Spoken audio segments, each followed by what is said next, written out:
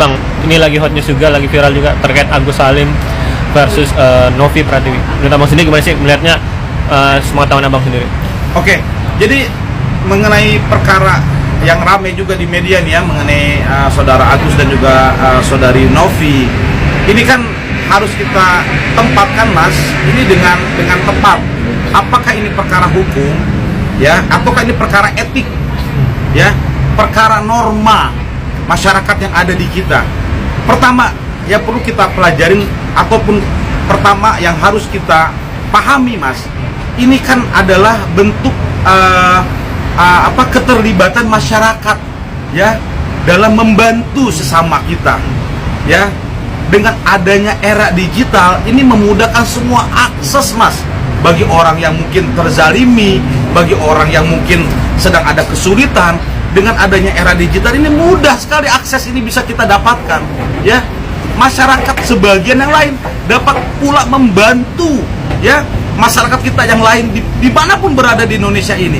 Nah, adanya kasus saudari Novi ini dan juga saudara Agus ini adalah kesulitan saudara Agus yang dapat diterjemahkan oleh saudara Novi ya, yang akhirnya saudara Novi ini dengan inisiatifnya, dengan sarana yang ada ya, dia turut membantu ya untuk mengambil donasi dari masyarakat yang peduli gitu loh. Tapi kan tidak menjual, mohon maaf ya, tidak menjual kesulitan, kesusahan orang ya.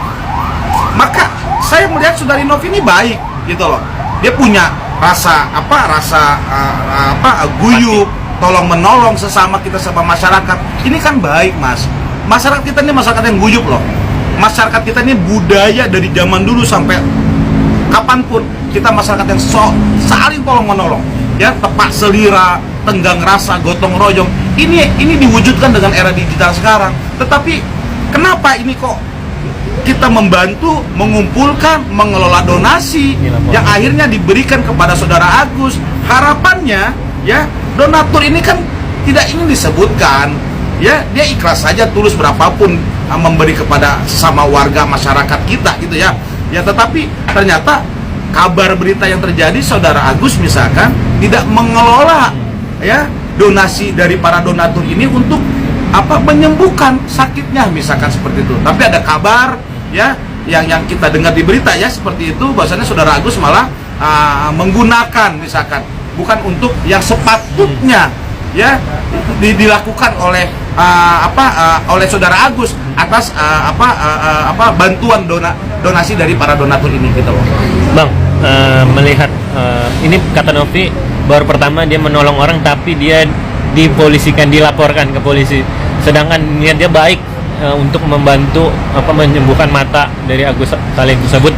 Dan tadi pas ditanya Novi akan lapor balik atau tidak, dia bilang tidak, saya ingin fokus perawatan mata itu terus berjalan dan kasus dia nggak apa-apa terus berjalan juga. Ini gimana Bang, saking baiknya seorang Novi untuk membantu sesama? Ya itulah saya bilang tadi, apakah ini perkara hukum atau perkara etik ya?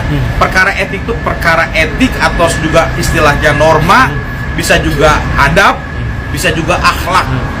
Ini kembali kepada perorangan. Sekarang logika kita bermain Mas. Orang ada susah, si A ini susah, lalu si B mau bantu.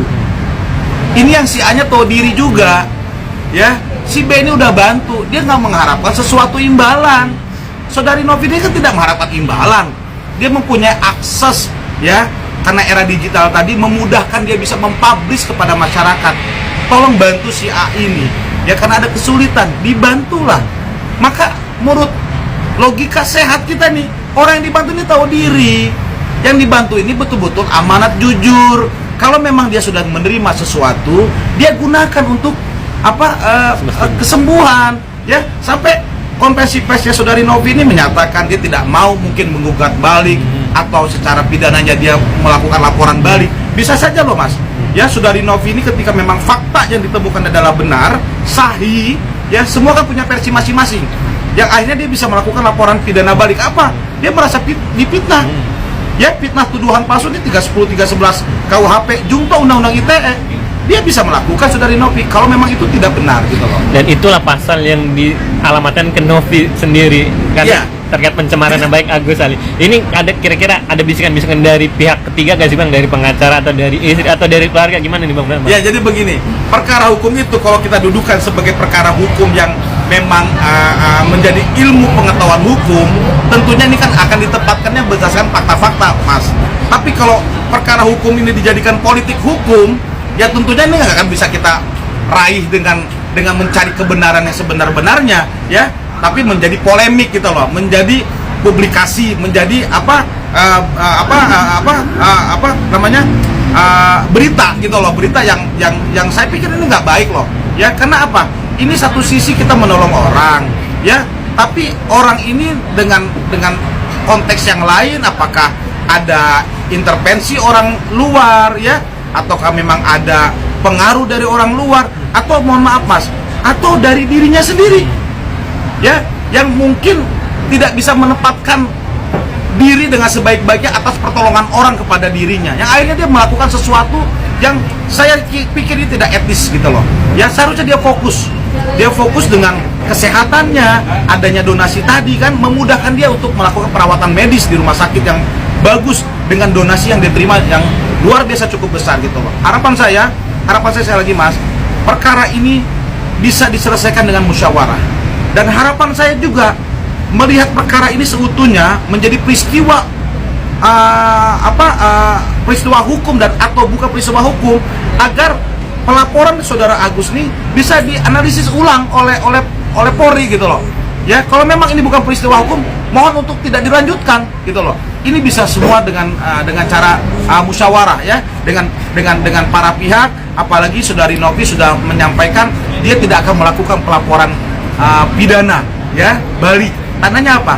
Kelogoan, keikhlasan, ketulusan saudari Novi ini sudah dia buktikan, ya. Untuk apa dia lakukan itu? Karena apa? Karena Novi dan juga para donatur yang dia miliki itu melakukan hal itu dengan tulus ikhlas gitu loh, untuk kesembuhan saudara Agus.